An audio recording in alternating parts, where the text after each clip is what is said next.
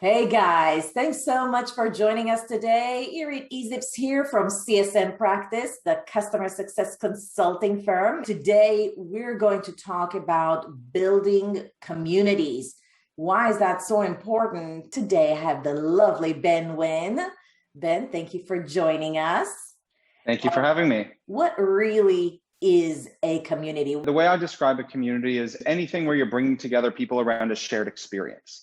Shared experience being the core thing. That shared experience could be we're all in customer success. It could be we all enjoy barbecue. It could be we're all fans of RuPaul's Drag Race. It could be anything like that. You pick a shared experience and then you bring people together who have that in common to discuss, to support, to do a whole variety of things. What it isn't a way to market to people, get information from people. At its core, if you're putting together a community and its sole purpose is to benefit you, then it's not really a community. There's no shared experience. There's no actual community centricity there. Why should any business consider leveraging communities as a solution or is something that they would wish to invest in?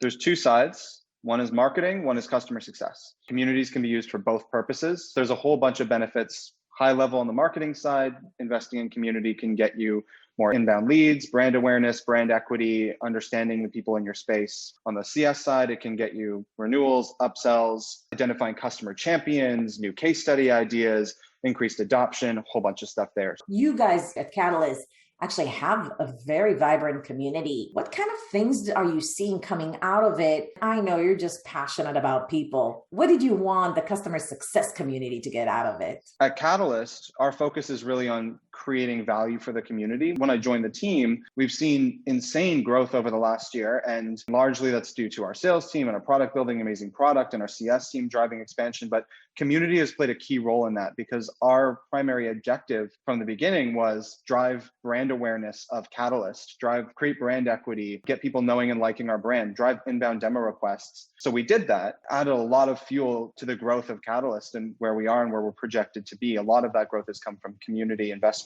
The other side that we're just starting to get into now, which is the customer success side of things, that's really where we're starting. We've started with a customer advisory board. We're going to be launching a community soon just for Catalyst users. When I talk about shared experience, I don't want to just jump right into opening a customer success community for anyone because they can talk about those shared experiences anywhere. I want to bring together people that use Catalyst, and that is the focal point of the first CS community we'll do. And they can talk about that because they can't talk about that on every other community platform. So that'll be our first step into that. Do you recommend most SaaS or even services or technology companies to invest in these two types of engagement? One that's like general for the public. If you do this right, you can get a brand equity, more engagement prospects. In addition to that, should they also double down on a community just for their users? Isn't that like a lot of effort, a lot of investment? Subscribe to our YouTube channel for all the great videos that we produce on customer success. It is a lot. So I always recommend when I advise other companies on community building, start with what are your top 3 company goals for this year and where can community best support and what resources do you have available? Figure out where community is going to drive the most benefit for you, where it ties into your goals. Look at the plethora of goals that community can accomplish for you. And then working backwards, figure out which ones are most critical for your company and where you have the resources that you need to invest. What kind of resources do you need in order to invest in that? I see like community manager as a role that pops up in many high growth SaaS and software companies. Do you see the same trend? Huge. And I'm starting to see more heads of community, directors, VPs, chief community officer. I think you definitely need someone dedicated in the role of owning community. And it shouldn't be a CSM who is taking this on as a side project. It shouldn't be a demand gen manager who's taking this on as a side project.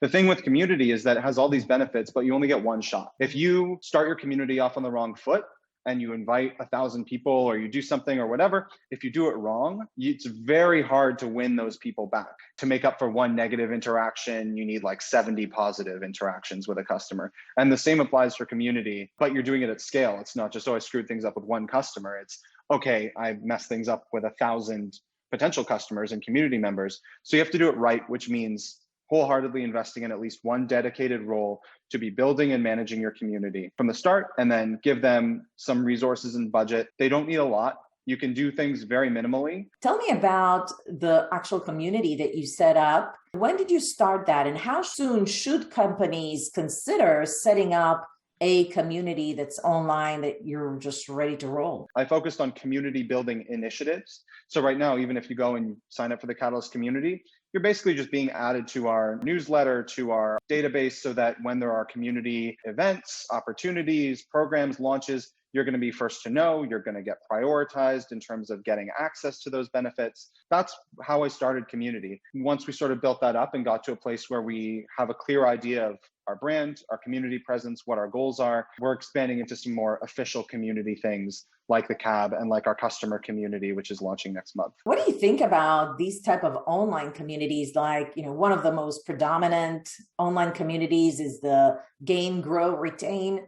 What do you think about the process of how they launched it and even the platform? What resonate with you the most in terms of things that you would recommend others as they thinking about launching their own online community? In terms of what I think about Gain, Grow, Retain, I love it. Jay and Jeff are brilliant and they're good friends. And I think they did a fantastic job finding and launching this during COVID and at a time where people needed the support, people needed a place where they could go and gather in this sort of way that wasn't a Slack team. I love the Customer Success Leadership Network and some of the great Slack teams out there as well. They did a great job launching this, and they did things like adding in office hours and incorporating other events, hosting these lunch events and their podcasts. When you're considering launching a community, don't start from why you're launching a community. Don't think about why do we want to launch this? Oh, my boss told me, or oh, we need more demo requests, or oh, we need this.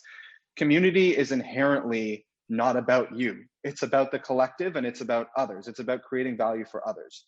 Ask yourself first, what's missing from our space? If you're in financial tech, there's probably not a lot of really fun communities. I mean, I'm not in fintech, so correct me if I'm wrong, but it's one of those spaces, like I know someone, they're a lawyer and they launched a podcast about labor law. As dull as that sounds, I mean, he's Italian and loud, and so he makes it fun, but it's done amazingly well because he found a niche, right? No one had launched that sort of podcast in that sort of space. So the same way that you look at it when you're launching a product, make sure that what you're doing is not duplicative of what else is out there. Make sure that it's filling a gap, and then make sure it's creating value for others, because they're not just going to come because you invite them. They're going to come because there's value they can get from your community that they can't get from any other community. And whether that's like, we're going to give you the best QBR template you've ever seen, or I'm going to give you a new customer success meme every single day. Those are two very different value props, but they each serve an important purpose. One's to get people doing their job well, the other's to make you laugh. So I think thinking about what's the value you're going to create and why is it unique to what you can offer where they can't go to other places? Those are the two things that you really need to think about when launching a community. This is a great example because we know Success Hacker had their outcomes community for a very, very long time. Maybe one of the first customer success communities. I know Michael Blaisdell from the Customer Success Association also has a community, but they've done such a terrific job just adding the ability to discover different topics. And also you could see that it really serves a win-win situation where they promote specific news or new articles about different things related to customer success, but as they can also promote events and they have different spaces to talk about different things. And then, like you said, it could be also as a marketing tool where people can go in and if they wanted to get more information and promote themselves within their own company and invest in themselves, they could see all that they have to offer as in Success Hacker. Is that the way that you're expecting, like bring a lot of value, but then also find a way to elegantly promote your stuff in a way that is still adding value to your audience? Absolutely. You nailed it. That's the difference between a community that is a nice to have versus making community the central growth engine of your organization, which it has the potential to be, which a few companies have cracked. The difference is community as a nice to have is great. It's a forum, people can go, they can interact, ask questions, get answers, meet people, there's good stuff there. But that doesn't necessarily drive revenue for your company. That doesn't necessarily drive the outcomes that you're hoping to achieve.